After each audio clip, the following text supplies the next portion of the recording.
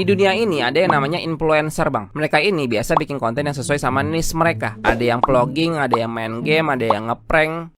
Oh enggak, ini udah norak lah ya. Intinya, niche itu ada banyak, Bang. Nah, macem-macem ini dikelompokkan jadi 3 kategori berdasarkan metode yang dipakai buat bikin kontennya. Ada yang mesti pakai otak, ada yang boleh pakai boleh kagak, ada yang jangan pakai otak. Nah, ini gue mau garis bawain banget yang ini nih. Kok bisa bikin konten tapi jangan pakai otak gitu? Bukan enggak ya, tapi jangan, beda. Enggak sama jangan tuh beda. Ceritanya ada orang nih, kita panggil aja dia si Totong. Kalau kita perhatiin lagi nih, di kepalanya nggak ada otak, tapi dia kepengen banget jadi konten kreator, jadi influencer, ya tai-tai kucing itulah. Tapi sekali lagi dia nggak punya otak, makanya dia nggak punya kemampuan bikin konten yang kategori pertama tadi, yang mesti pakai otak. Akhirnya dia coba pakai kategori kedua, yang terserah mau pakai otak apa kagak. Tapi kok nggak naik-naik ya? Gimana ya cara dapat viral?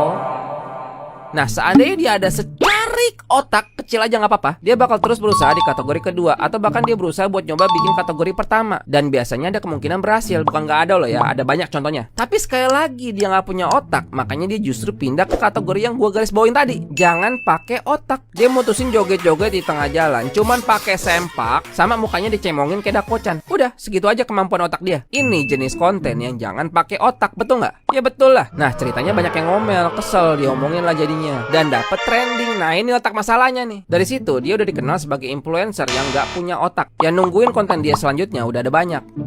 Terus apa? Mungkin nggak dia besok bikin konten pakai otak? Ya nggak mungkin. Pertama dia nggak punya otak. Kedua penonton dia itu udah ngarep dia bikin konten tetap nggak pakai otak. Ayo bego terus, ayo bego terus. Akhirnya berkesinambungan, Bang, tuntutan viewer. Besok dia joget di Taman Mini, muka cemong Cibimaruk Kocan. Lusa dia joget di Ragunan, muka cemong badut McDonald. Pokoknya dia udah dikenal nggak punya otak. Makanya dia kalau ngonten jangan pakai otak. Dari situ, Bang, jangan pakai otak. Nah, sekarang kebayang nggak kalau ini bukan si Totong, tapi ini cewek main TikTok terus habis diselingkuhin lakinya. Nah, ini letak masalah barunya nih. Seperti halnya si Totong nih, cewek nggak punya otak juga kan. Selama ini dia main TikTok entah buat senang-senang doang atau emang dia star syndrome juga sebenarnya. Tapi dia mesti nelen kenyataan dia ini bukan siapa-siapa. Dia cuma salah satu manusia dari 8 miliar manusia yang masih hidup sekarang. Kutuk doang dia. Terus supaya dia banyak follower gimana? Mesti cantik, semua orang udah cantik pakai filter. Mesti kaya, mesti nipu jualan skincare dulu. Mesti pinter, otaknya nggak ada. Akhirnya ya udahlah, naik ya bagus, enggak ya udah, yang penting gue seneng gitu kata dia mah. Lantaran dia punya laki nggak punya otak, dia diselingkuhin, Pak. Sekarang gue tanya dah, kira-kira apa di pikiran orang yang nggak punya otak? Nah, nggak punya otak tapi mikir. Kira-kira apa di pikiran dia pertama kali?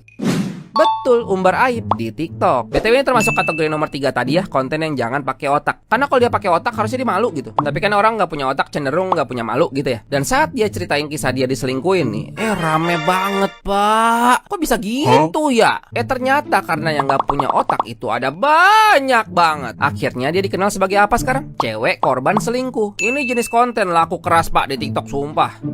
Terus apa? Mungkin nggak dia besok bikin konten lain tapi pakai otak? Ya nggak mungkin. Pertama dia nggak punya otak. Kedua penonton dia nungguin drama dia doang. Bodoh amat urusan dia yang lain. Pokoknya gue taunya lo korban selingkuh, kesian tai kucing udah. Akhirnya berkesinambungan. Dia mesti nangis-nangis di konten. Dia mesti ngorek terus kesalahan mantan suaminya itu. Atau kadang dia mesti jadi setan juga. Gimana kalau ternyata suami yang kamu kira penyayang banget itu ternyata diam-diam sering pijit plus-plus? Ini goblok banget. Otaknya beneran nggak ada.